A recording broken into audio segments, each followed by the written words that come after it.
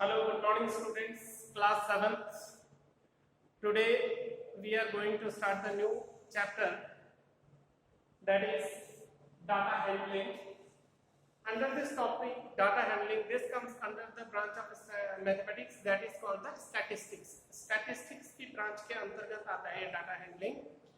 Data handling में हम पढ़ेंगे how to collect the data and how to read these data, all about the data whatever we are collecting from our surroundings, right?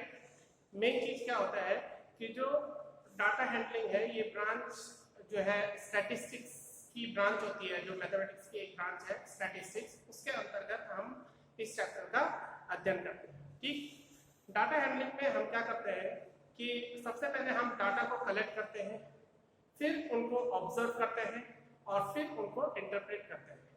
Means कुल मिला के आप ये बताइए, ये समझ लीजिए कि जो डाटा हैंडलिंग है वो हमारे 3 स्टेप्स में काम करता है। कैसे?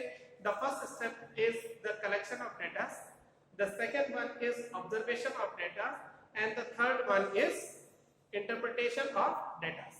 इंटरप्रिटेशन ऑफ डेटा का मतलब हम डाटा को इंटरप्रेट कर सकते हैं, बता सकते हैं उसके बारे में कि what is that data is all about, right? वो डाटा किस चीज के बारे में है और क्या है उस डाटा में, वो सब हम जो है देख के ऑब्जर्व करके बता सकते हैं। ठीक, इसमें एक चीज मेन आती है, जैसे आपने कभी क्रिकेट देखा होगा, क्रिकेट में आपने ग्राफिकल स्टडी देखा होगा, उसमें भी जो डाटा कलेक्ट करते हैं कि जैसे किसी पर्टिकुलर प्लेयर ने एक मैच में, राइट, किसी क्रिकेटर ने जो बैट्समैन है उसने फर्स्ट ओवर खेला, सेकंड ओवर खेला, थर्ड ओवर खेला, तो उसने फर्स्ट ओवर में कितने रन बनाए, सेकंड ओवर में कितने रन बनाए, थर्ड ओवर में कितने रन बनाए, उन सब का उसने डाटा कलेक्ट किया है और उसको ग्राफिकल फॉर्म में रिप्रेजेंट किया है, तो उसको बोलते हैं graphical representation of data, right? एक छोटा सा एग्जांपल मैं बता देता हूं आपको कि जैसे लेट अस सपोज आपके स्कूल में 10 टीचर्स हैं, right? And these 10 teachers are of different age groups, right? जो टोटल टीचर्स हैं आपके पास 10 teachers, right? And the ages of these 10 teachers may be, somebody may be of 27 years, 28, 30, 45, even 51, 52, right? 1, 2, 3, 4, 5, 6, or 50, 46 कर देते हैं, 46, let us go somebody be 37, age 40, इस प्रकार से 1, 2, 3, 4, 5, 6, 7, 8, दो ऑप्शन को हम मान लेते हैं 42, 51। ठीक, ये हो गए 10 टीचर्स, 1, 2, 3, 4, 5, 6, 7, 8, 9, 10, ये 10 टीचर्स है। मतलब आपने क्या किया कि अपने स्कूल के टीचर्स का एक डाटा कलेक्ट किया है। क्या कलेक्ट किया है? डाटा कलेक्ट किया है कि हमारे स्कूल में कितने टीचर्स हैं। First of all how many teachers are there? There are 10 teachers, right? किसी टीचर की एज 40 है, कोई 37, कोई 27, 28, 30, 45, 51, 46, 42, 51, ये उनकी क्या होगी?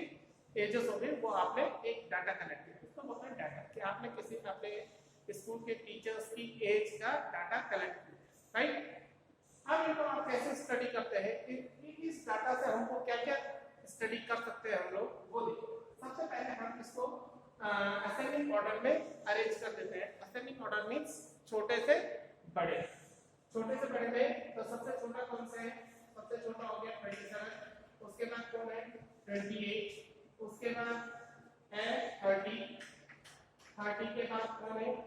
ये 37 है, 37, 37 के बाद 40, 40 के बाद 45, 45 के बाद है 46, 46 के बाद है 51, 51 दो है क्या? Okay, 51 again 51, these are 2 51, and anybody else, right? 1, 2, 3, 4, 5, 6, 7, 8, 9, still one is missing, 42 to be precise, यहाँ पे 42 भी है। 40 के बाद यहाँ पे एक करते हैं 42, then 45, then 46। अब सही हो गया? 1, 2, 3, 4, 5, 6, 7, 8, 9 and 10, right? So these are the ages of your 10 teachers. Now सबसे छोटी उम्र का, हम इससे देखिए आप कितने क्वेश्चंस के आंसर दे सकते हैं कि सबसे कम उम्र का टीचर कितने साल का है, एज ऑफ 27 इयर्स, राइट। सबसे जो उम्र दराज है वो कितने साल का है, वो है 51 इयर्स, राइट। आप इसका एवरेज निकाल सकते हैं। एवरेज कैसे निकालते हैं, एवरेज मींस मीन निकाल लेते हैं, इन सब का सम करके और उसको किससे डिवाइड करना है, 10 से। The average age of the teachers निकल जाएगी, ठीक।